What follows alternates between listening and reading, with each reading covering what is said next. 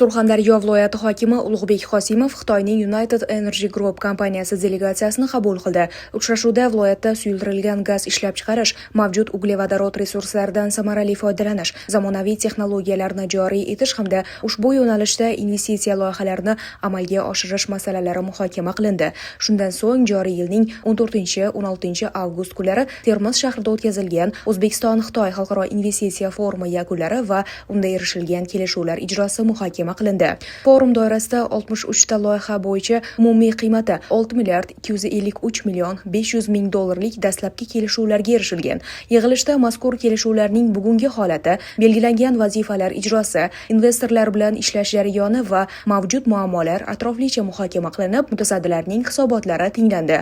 Viloyat hokimi erishilgan har bir kelishuvning ijrosi qat'iy nazoratga olinishini ta'kidladi. Investorlar bilan imzolangan kelishuvlarning har biri bo'yicha aniq yo'l xaritasi ishlab chiqilib, belgilangan vazifalarning o'z vaqtida va to'liq bajarilishi mas'ul rahbarlarning asosiy vazifasi ekanini qayd etdi.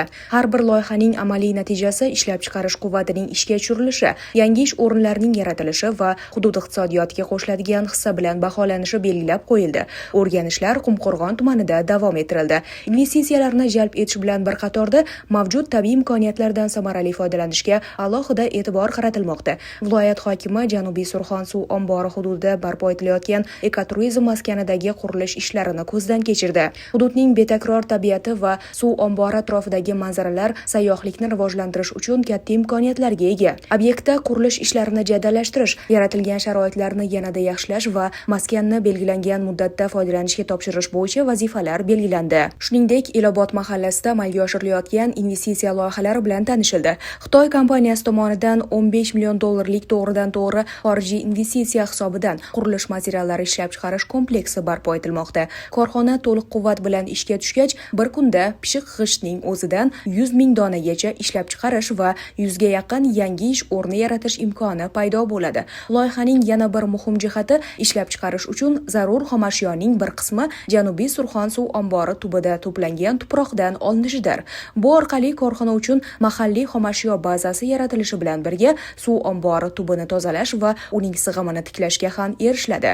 Shu yerda qiymati 2 milliard so'm bo'lgan asfalt ishlab chiqarish loyihasi ham taqdimot qilindi.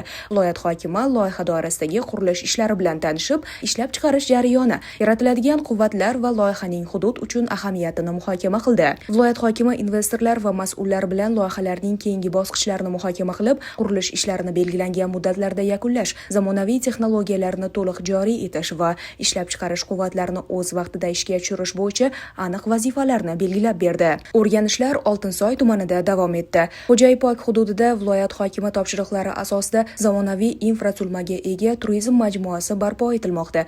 Ayni paytda hududdan o'tuvchi daryo o'zanlari tartibga keltirilib, beton to'siqlar o'rnatilmoqda. Loyiha doirasida savdo rastalari, milliy taomlar shoxobchalari, mehmonxona va oilalar uchun villalar, shuningdek dam olish hamda sayr qilish maskanlari tashkil etiladi. Yangi obyektlar Xo'jaipokning tabiiy qiyofasini saqlagan holda hududning tog'oldi tabiati va mavjud landshaftiga uyg'un barpo etiladi.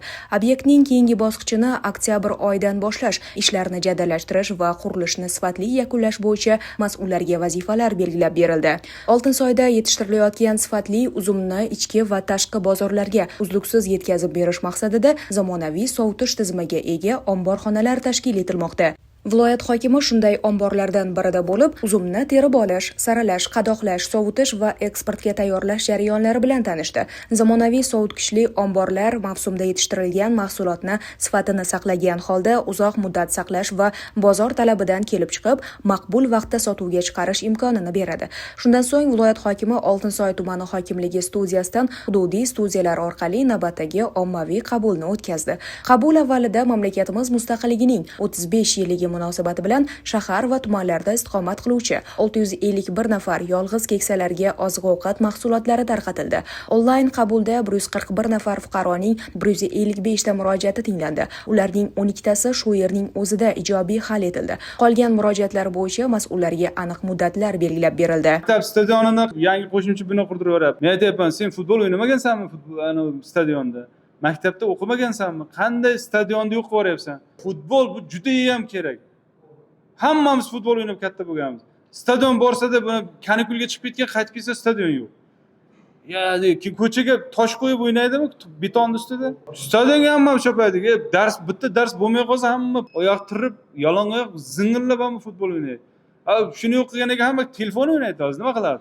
Maktab bilan birontang hazillashmay, o'g'il. Maktab juda ham ulug' dargoh. Yaxshi svarshikka shogird qilib qo'yib hammasini kollejga ishga olasizlar. O'zim joyida ishlayveradi, ham qo'shimcha oylik bo'ladi, ham bolalar shogirdlikka oladi. Hammaga men topshiriq berdim, ertalabgacha menga hisobotini beradi. Butun mana hozir dunyoda bo'layotgan vaziyat bilyapsizlar. Odamning sog'lig'i, hayoti har narsadan ustun. Bayramgacha bitta ham shu paytgacha bo'lgan murojaatlardan masala qolmasin. Men kecha mana yo'lda asfalt qilish bo'yicha ham juda qattiq topshiriq berdim. Shuningdek, viloyat hokimining shaxsiy qabulida 14 nafar fuqaroning sud huquq, ijro harakatlari, ijtimoiy himoya, yer munosabatlari va davolanish masalalariga oid 17 ta murojaati ko'rib chiqildi.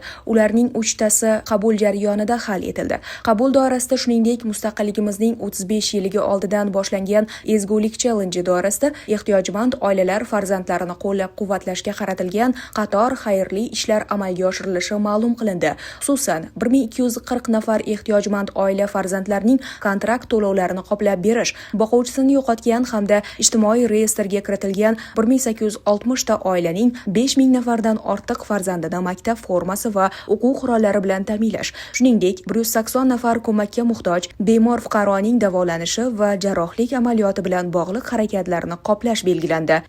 Har xil holat bo'ladi, mana shu hayotda hozir eshityapsizlar, mingta masalalar, sinovlar, hammasiga sabr bilan ozgina hozir mana shu imkon bo'lsa, uyda ishlaydigan odam bo'lsa, tadbirkorlik qilaman deydigan bo'lsa, harakat qilish kerak.